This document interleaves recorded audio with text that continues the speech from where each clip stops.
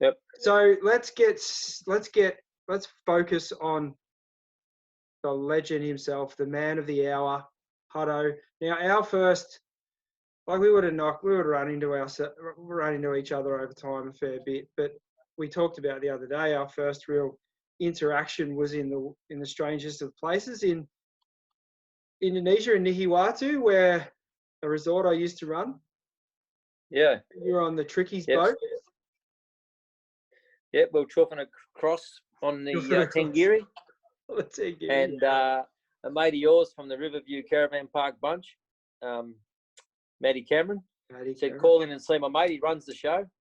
And, we call in, and I met you in another life and didn't know I knew you from a previous encounter. Incarnation. And it all came together. Yeah. Well, and I was nice enough to let you on land. I wasn't even really my job to even allow that to happen. So this is back in the day when exclusivity over waves were a thing. You know, Fiji was still, Cloudbreak was still exclusive for Tavarua. I've stayed on Namotu before and haven't been able to surf, and then they lifted that. This is back in that day. So Nihiwatu is one of those places. If you've got the cops on your side and you set up the way we were set up, it was my job, as unfortunate as it was, to have to police the waters. I mean, we're out in the middle of nowhere, so it was rare that it had to happen. But yeah, let you guys come on. You went for a surf. A few of the boys went for a surf. We had a beer, and then had to really wind things up before the boss arrived, and I got to strife. So that was our first. That's no good. That was our first little encounter. Yeah. But let's go all the way back. Born where? Born in Sunshine. Sunshine boys. Born and bred in Sunshine. Came down to the Grove since we were little kids. Stayed at Windine Caravan Park. Good old Windine. Surfed from a super young age on the little Coolite boards. Used to just love the ocean and catching a few waves, doing our 6 weeks Christmas holiday stint. Good times down the Ocean Grove Lifesaving Club and Windine Caravan Park. And had a lot of good years at Ocean Grove Beach. Epic spot. Even one of my mates, Dennis, was the stalwart of that caravan park. We have a couple of generations on. Him and old Glenn Roy, who's the caretaker at the caravan park, even that you know well. Stalwarts from Windine Caravan Park. Oh, Windine. Yeah. Oh, no, I don't know it now. We knew it. No, but they had a site. They had a site in Windine back in the day. So okay.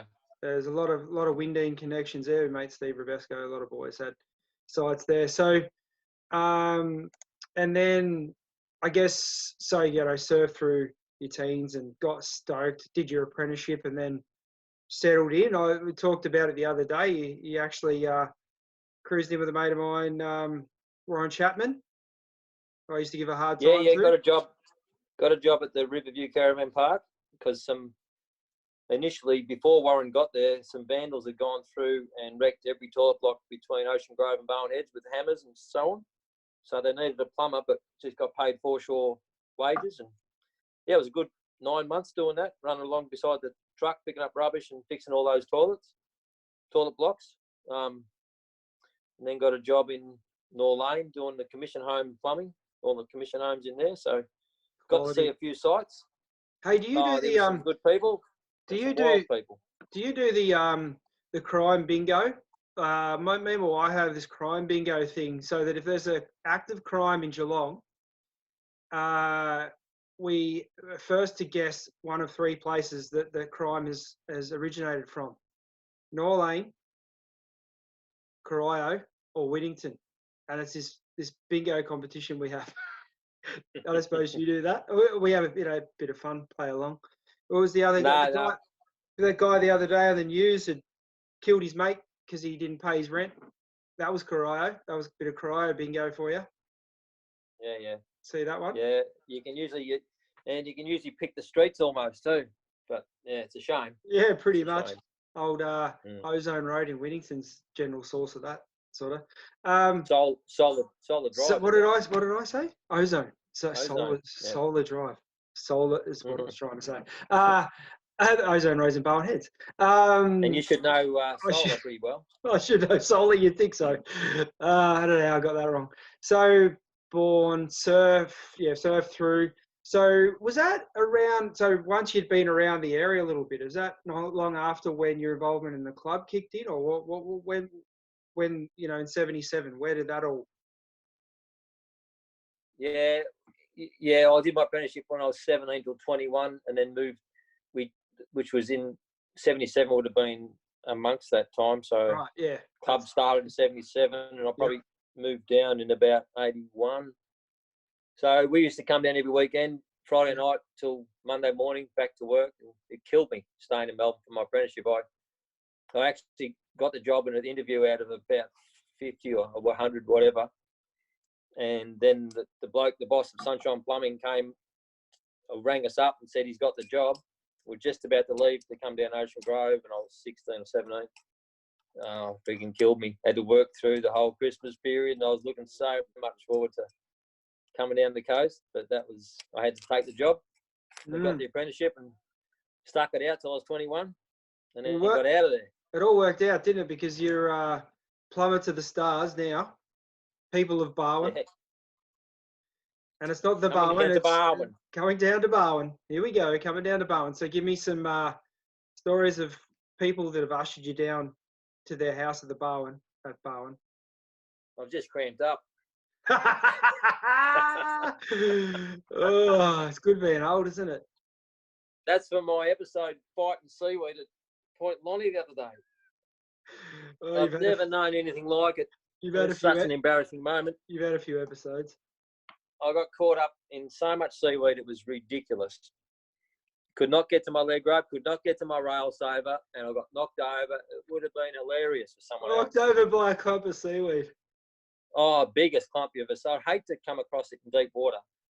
It'd be brutal. You could drown easily. So there's a lesson there. Always undo your leg rope when you come into a big clump of seaweed, even in the shore break. It's not even an old age thing.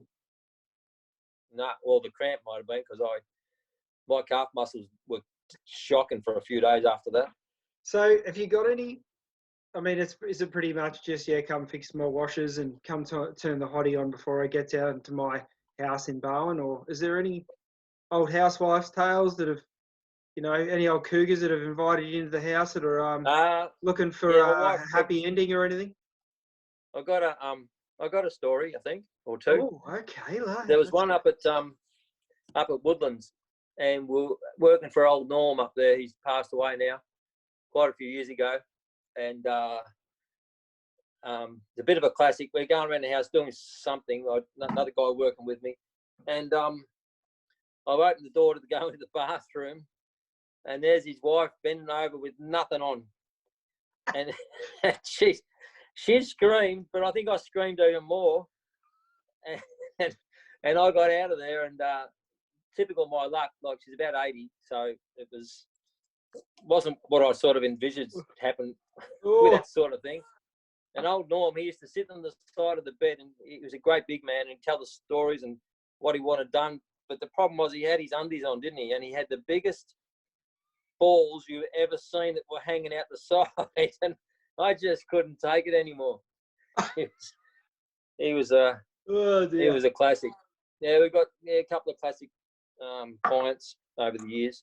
Yeah, probably not too many more you can say too much about, but no surname. Let's get on to even though you've got a wave named after yourself, you've gravitated more towards another spot, the corner, just corner, not corners, corner. Not corners, not that corner, just corner. Corner. Yeah, I have. I used to nearly live at Beacon with my little Datsun twin cab, and used to park in a little spot and just used to nearly live there. But I think I had a little bit of balls in those days, but I blame the crowds, but it's not. I'm just too scared to surf the place anymore, I think. No, corner's good fun. I love it up there. Dude, corner gets more swell than anywhere. When the bomb rogue sets come through, you just be dodging them anyway. Oh, I'll be hanging off the end, probably knowing me. Just shoulder ride, a few shoulder rides. Yeah. But That's it. so who's the stalwarts? You got your old Josh's old man, Razor Ray.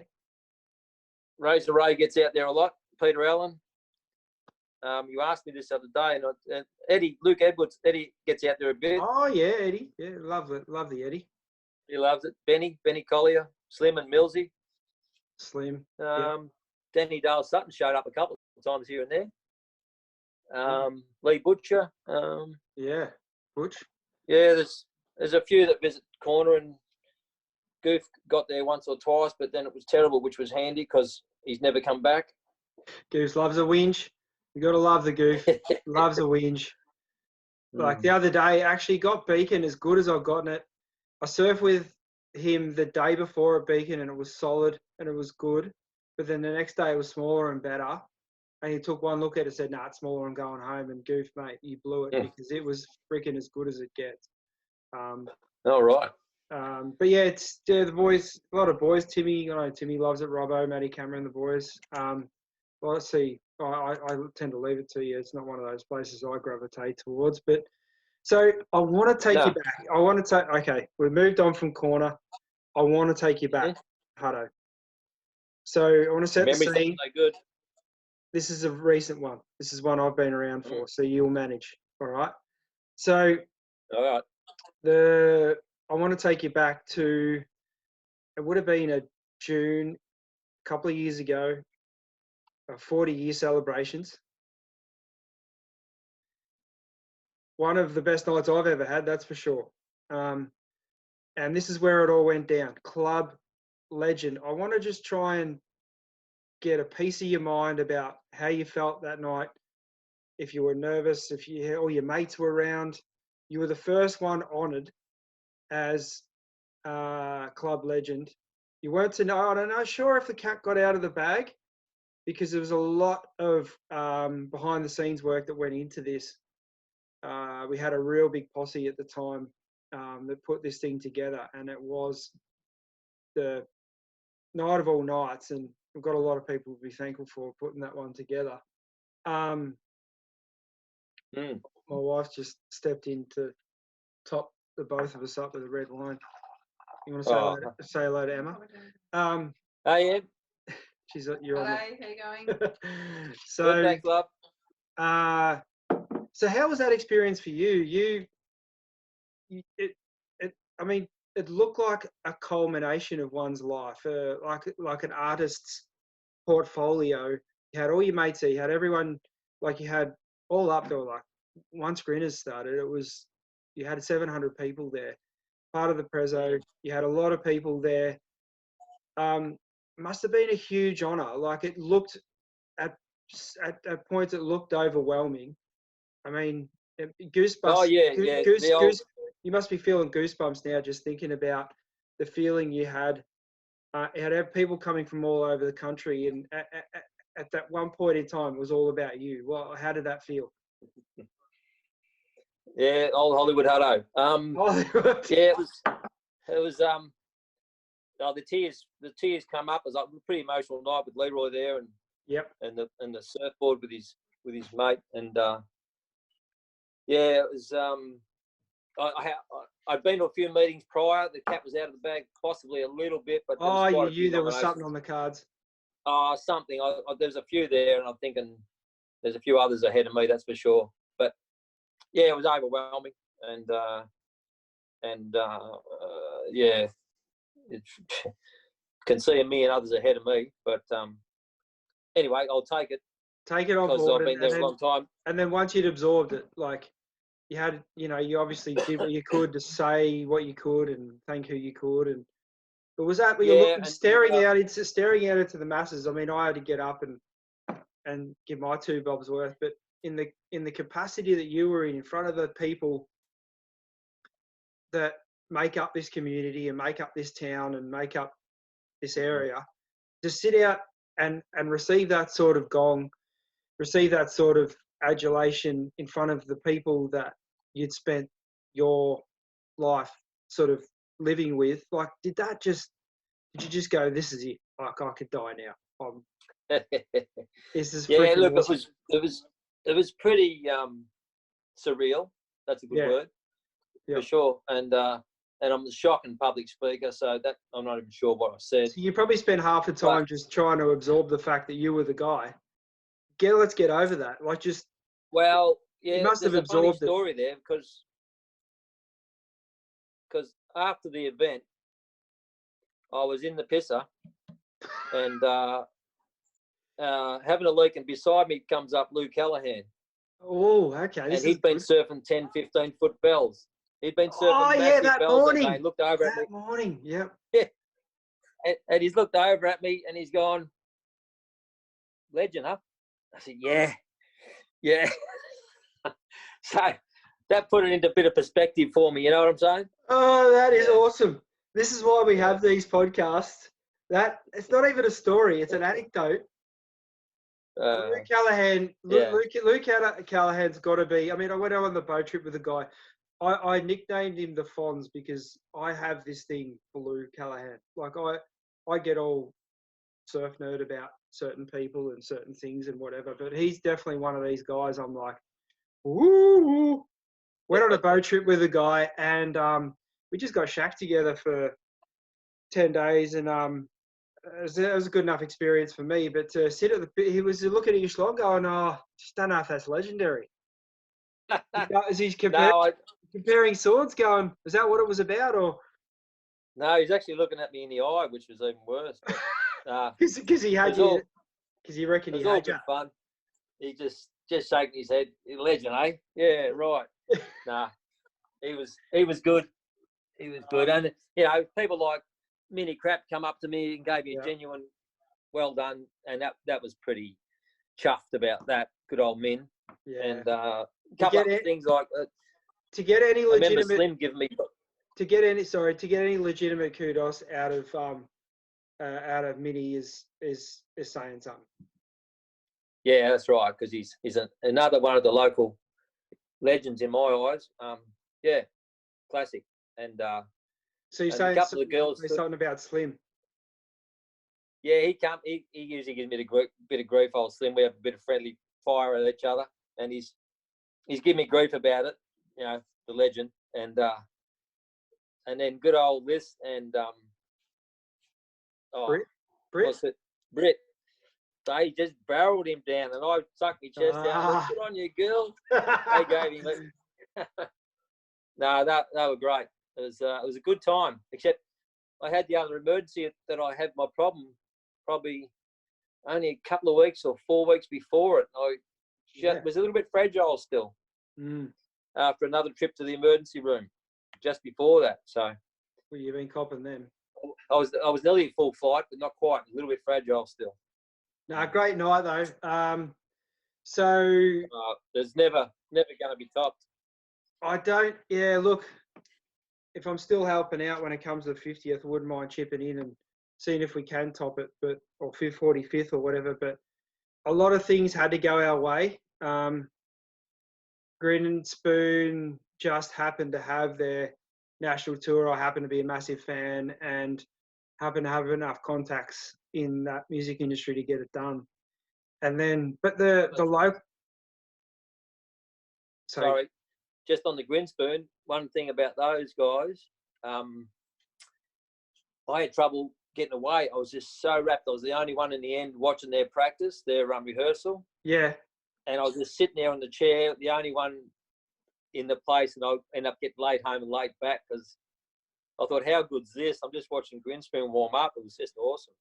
Mate, I was there. I was like, there was a handful of us there for their warm up, whatever they call it, and sitting there with our own little performance by Grin Spoon, prepping for their national tour was like an out of body experience. And the handful of people that were there for that were treated to an absolute show. And it was even after you guys went, I ended up on my own there. So it was I had to get going because I was running a bit late. You go and prep yourself for your inducteeship. And then find a wig. Yeah, that's true because we had the dress up for that. So yeah, the local bands are great. Baked Beans and the Boys, Green Blanket. Just Baked everything. Beans. Baked Beans, like they are epic. You can see them going far. Like you're probably not following their trajectory, but they're a bunch of legends and Yeah. great musicians. So yeah, we had that. We had like an epic prezzo. Everything about it, like the And then Leroy did a classic that night. It was unreal, well thought of. He said all the guys on the original membership list who are here come up on stage, which is that. Can you see that? The membership. How many's on that membership list? That's the first membership. I don't know with the numbers actually. Well, But that like membership book, I've got to see. It's a decent list to get hold. Simon Middleton to get hold of that. Oh yeah. So that's the list of names for the first ever members. Oh, that's the epic. club. What was the membership fee back in the day? About 5p? We'd have to have a look at the book. Actually, it's on the book. Yeah, it wouldn't be much. 3p. Whatever 3p means. 3p. Whatever. Thruppence. You're back at 3p back in the pound decimal. Not it's not pounds under decimal. What am I looking for? Denomination. I'll call it imperial. Imperial. Do. Yeah, that'll do. We've had too many wines and G&Ts already. Yeah, no, it was a hell of a night. It was a hell of a night. Hell of a night. Hell of a prep building up to it too. Yeah, we had a pretty good team. Really well oil drilled machine there for a while. So moving all right along. But actually, before we move on, I just wanted to.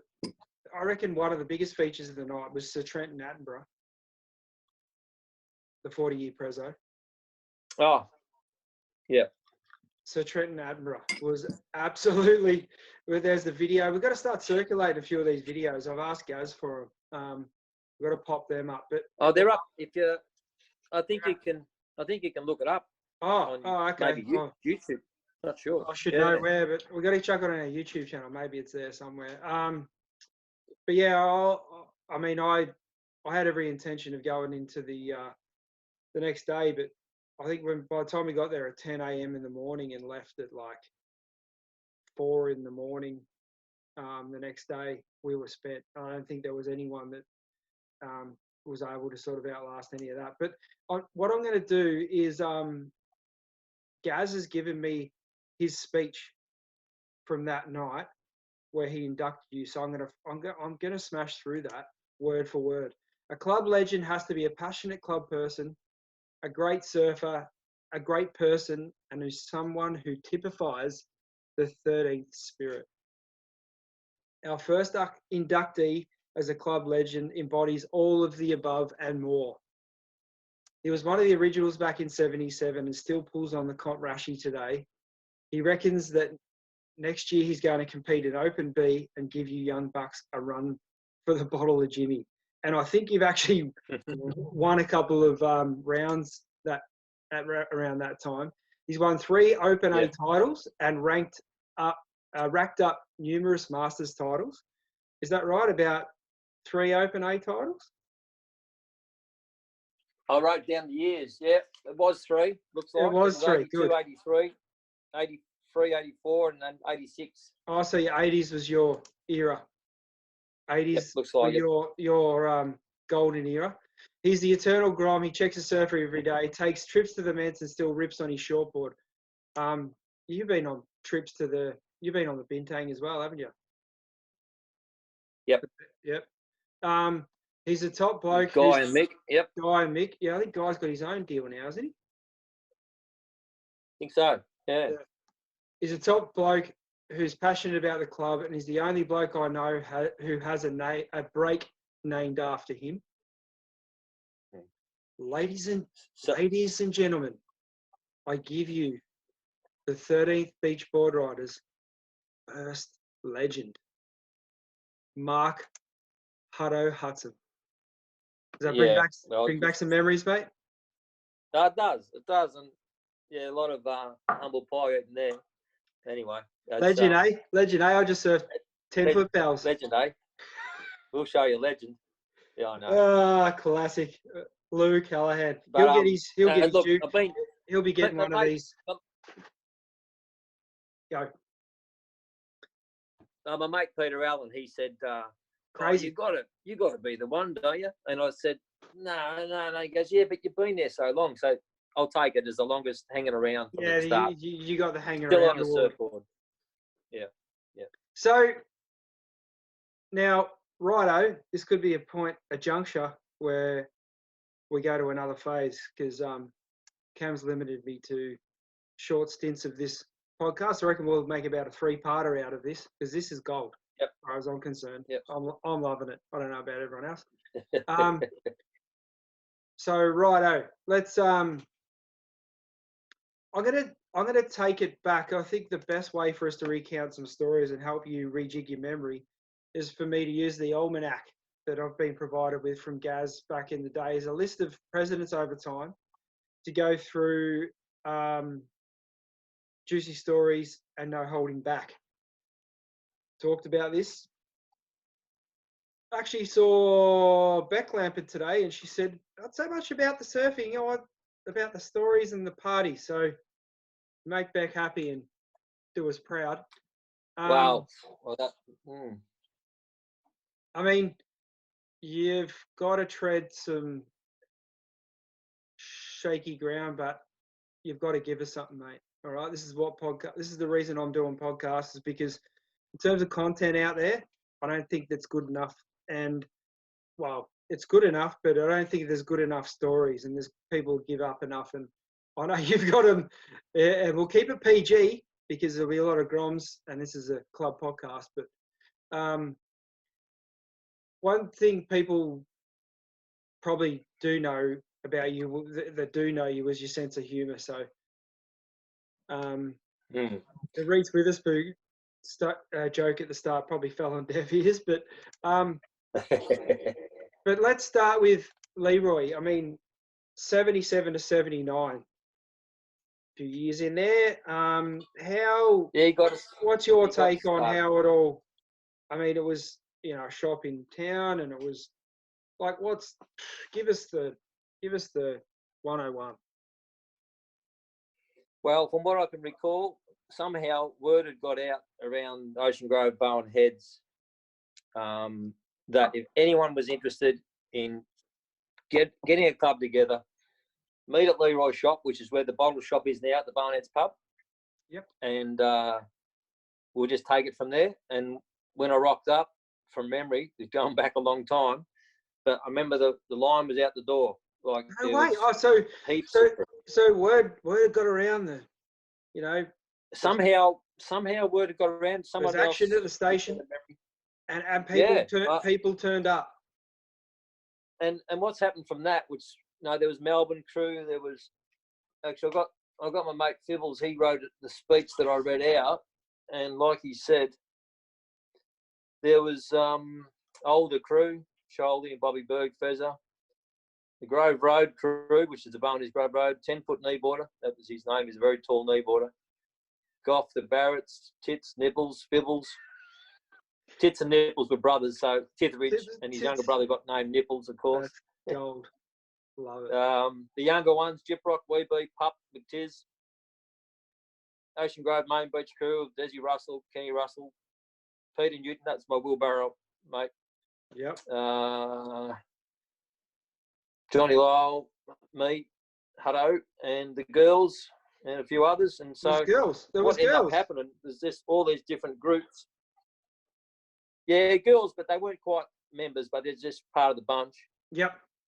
The girls, Jono, Rhonda, Glenda, Kerry, Julie Roberts, Ray, Kay, Katrina, which is my other half, Jenny Fenton, Jenny Mitchell. Name drop the crap out of it, mate. Everyone would love the names popping up out of the Hutto scob. Yeah.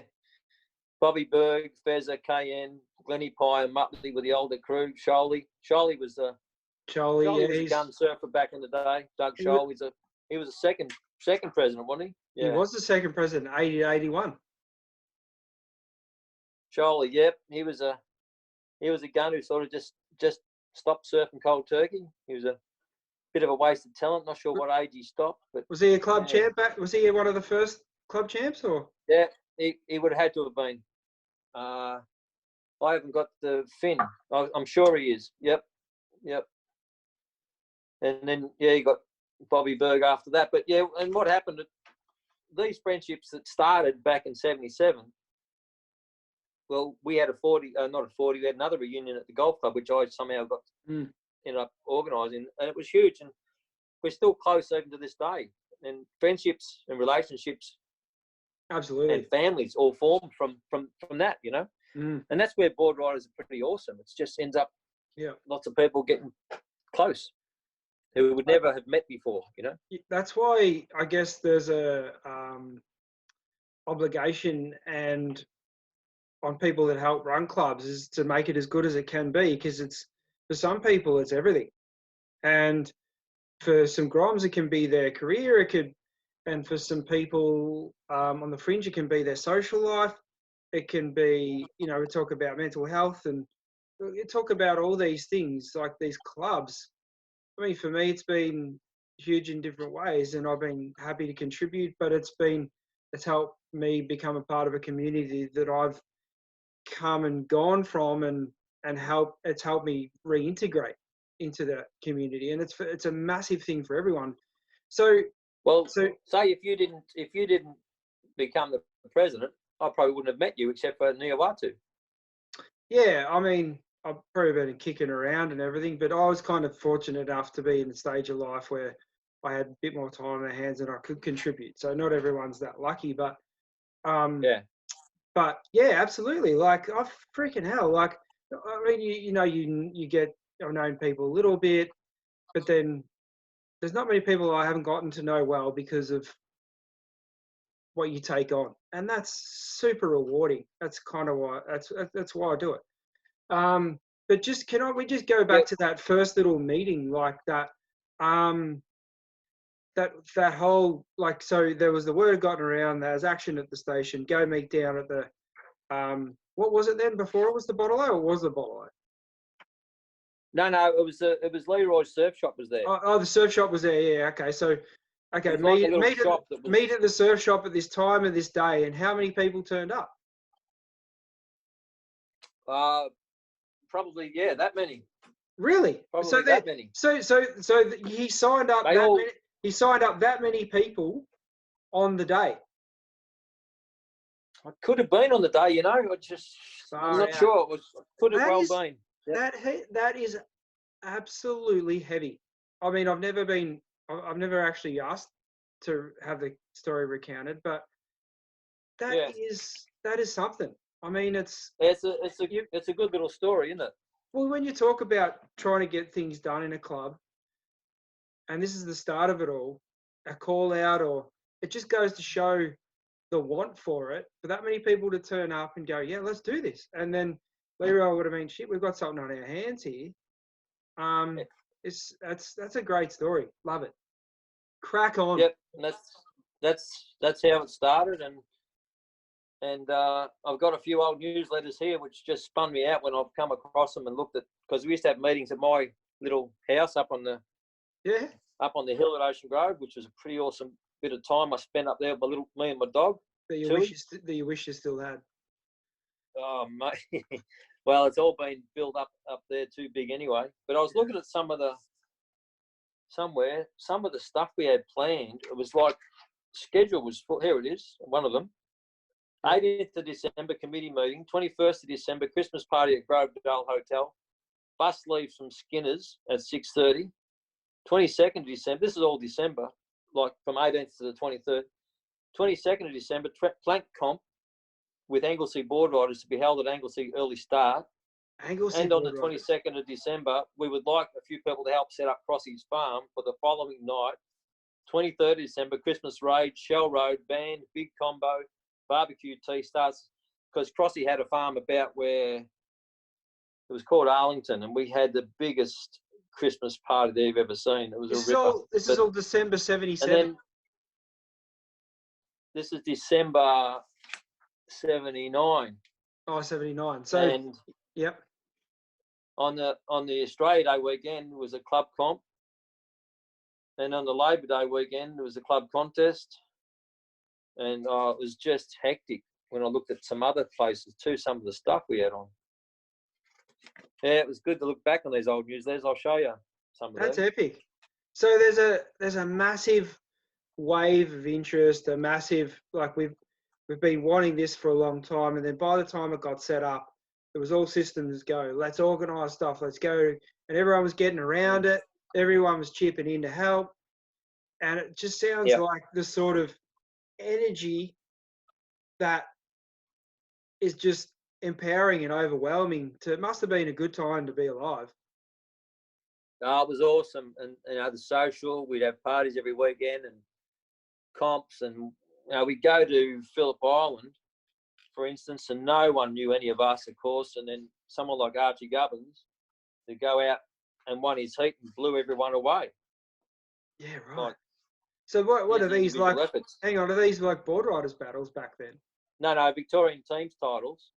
Yeah, teams titles. A team of 12, here's the report. A team of 12 travelled to Gunnersbury to represent our club in the Victorian Teams Championship, which was held 24th of November. Poor surf. Overall, the team finished 4th out of 7, which was good for our first attempt. The winning team was East Coast Boardriders. Our team and individual results were Doug Scholl got a 4th, Archie got a 1st, Hamish Gubbins got a 4th, James Gubbins, which is Bim, got a 3rd, Greg Langham, that's his nickname's Dope, got a 4th, Bob Berg got a 5th, Shane Poulter a 6th, I got a 3rd, Bruce Palmer 4th, Arch Gubbins went in the kneeboard division, and he's never done a kneeboard before, and he got a 3rd. Classic. Rod Fenton must have gone kneeboarders as well, and he got a 4th, so pretty radical stuff. So this was a Gunnersbury East Coast teams titles, whatever. Yep. So, yep. but and Peninsula won. East Coast Boardriders, yeah. So Peninsula won at home, and you came 4th. So who was 2nd and 3rd? It doesn't say. I'd imagine Phillip Island, Torquay. Yeah, okay. So still that was making a fair effort first try, wasn't it? Yeah, because they started. All the Boardriders clubs seemed to start at the same time. There, did they? Because we had our 40-year celebrations, and then Torquay Boardriders had their 40th the year after, or around about the same time. So it must have all kicked off together. Yeah. I haven't really thought about that or looked into that. I know Lonsdale have had it. They've been around longer, I reckon. They had one. Wow. Before us, the 40 year. I reckon they've been around longer. That's classic. Could be wrong on that though. A little club and then there's another special. The little club that could. Special awards, dozen bottles donated by Bonehead's Pub. Cleanest surfer, Nico. Best effort, Russell Barrett. Most unlucky, Greg Langham. The contest awards were presented at the Grotz Night at the BHP on the 15th of November. The worst dressed awards went to first, Mark Hutson. Second, Bob Berg. Third, Greg Langham. And the surfboard was raffled off. Yeah, it goes on. Classic. So, hey, just while I'm on this, there was talk that AC/DC played at the boat shed back in the day. Can you remember that? I can't confirm that. Because Bob Berg used to be one of the ones who organised all those bands, one of the Boardrider boys, and another chap, I can't remember his name. I think they used to put a lot together, but there was lots of big bands there, like Cold Chisel and was Excess. Maybe it was. Yeah, I'm pretty sure. I did hear Cold Chisel, but I also heard AC/DC. I could be wrong. There was like 700 people in that boat shed, and the mezzanine floor was just moving with way too many people up there. That place used to be an absolute, safety hazard. But who cared when you were that age? It was just like the best place for 21st and parties. Yeah, well, I'd be coming down from Melbourne straight to the Dinger on a Friday night. Yeah. How good was it? They must have. I mean, good days. They decommissioned it because the mob got involved. They owned it, and then it got worn down, and they couldn't certify it or whatever, and it's just sitting there as an eyesore now. We'd love to have some more gigs there with Andy and the Dina and Al, but he couldn't get it going. So, all right, well, where else are we then? I mean, that's some pretty juicy stuff. I'm loving that. Like I said, this is probably going to go over a fair few different editions. Oh, look, yeah. We've been at it for a while. We're going to... Yep. Righto, we're going to crack on. I've got Doug, Shoal 81, 80, 81. So it's like in quick succession, everyone had a 2-year type go at it. Or maybe it was pretty much 2-year stints. Short stints. Bob Berg. Yep. Archie Gubbins. Bobby Berg. Yep. He's saying he ripped. Yeah, all the Gubbins boys ripped. There was still see him in the water. Still see him in the water a bit, eh? Yeah, well, he's the one who got me involved with that. Have a go at urban surf session with all the businessmen. Archie, that's right. He organised all that, didn't he? Yeah. Well, his mate did, but yeah, Archie and Bim who and Hamish Gubbins. Who was it? Was Phil that organised that? Was it who? I don't know. The guy who's a bit of a businessman. I've forgotten his name now, actually. Right. So Archie kind of rallied the boys for that one. Yeah, he just put the word out to a couple who wanted to spend the money and get a go before it was open to the public. And I saw Slim. Overheated. Hey? Yeah. I saw Slim frothing the second time you went back. So sorry about that. We have overcome that situation where the machine overheats, and we've got a good fix for that now. So sorry, you the only ones that pretty much got that. It was brutally hot and felt a bit funny when there's bushfires going to fluff around the pool. Yeah. But what could you do? And then it was like 40 something. Yeah, it was ridiculously hot. Good day to be in the pool, but then again, if you're out of the pool, it's not ideal. And then at least you got another go at it. Yeah, I saw Slim get some good ones, and he was frothing after that. And yeah, he's pretty keen to come he did back. well. Last time we spoke, he wanted to have his birthday there, which is pretty common amongst most of us. Rod Fenton, 83, 84. Yeah, good mates with Fib still. Him and his wife Jennifer. Yep. We're very close, and that's one of those relationships I was talking about from way back. So lots of memories with those two. Yeah. And we've got families and kids and good memories. Yeah. Any stories for that? About Fibs? Anything you want to give boring. Up? That's good. You're giving him up. You're boring. I actually just sent him a photo that I found of him in the wheelbarrow race. All right. Geez, the wheelbarrow race just about broke the internet the last couple of days. That's him pushing Hamish Gubbins across the bridge. Awesome. And somehow there's cars still going the other side of the road. I don't know how he stopped traffic. Yeah, so I was thinking that. Like, did you just go for it? Can't recall, but I was working at the foreshore, so I think I had some connection there because a lot of the foreshore. Hang on a minute. Whoa. Can't recall. Well, you went in about 1 million different wheelbarrow races. You won them all. You've got a connection to Bowen Coast, and you're trying to tell me you can't remember how you got across the bridge. Come on. No. We just started running across the bridge. I don't know how they stopped traffic. I was just running. I mean, we must have. Has it got a little bit to do with the fact that there's like a hell of a lot less people who were kicking around in the area at the time, and you could cross the bridge without too many dramas back then? Oh, look, possibly we had some help from the local police, I'd imagine. Constabulary? That's the ones. And like I say, I worked for the foreshore at the time and got good mates with Andrew Cross, the ranger, and Jack Keane, classic blokes, and we'd have a few Thursday nights for those boys. But and so a lot of foreshore and a little bit older group in the race as well. So it was board riders and a few others a little bit older, like footy clubs, Terry Casey, footy club guys too. Yeah, I think there was. Yeah, there was. There's Kenny Mack and Wayne Corns and Kim Corns and footy players. Not good enough to take out me though. Nah, mate, you were ripped as. You were one ripped I individual. was lean. Would I you? was lean. And the custom made wheelbarrow, how did that not get you disqualified? Lean We machine. went in. We went in at the following year with a heavy, dirty old brickies Go wheelbarrow, back, and we go got back, because that was the wheelbarrow, the modified version. Go back. Yeah, it had a cushion seat. Cushion seat, and it had handlebars at the front, didn't it? Like, so you could I like. couldn't stop. I couldn't stop my old man from doing something trick for me. This is the sort of thing I'm talking about. This is gold. From back And in I the think day. that might be Luke Callahan's. That might be Luke Callahan's old man. Ned. Legends.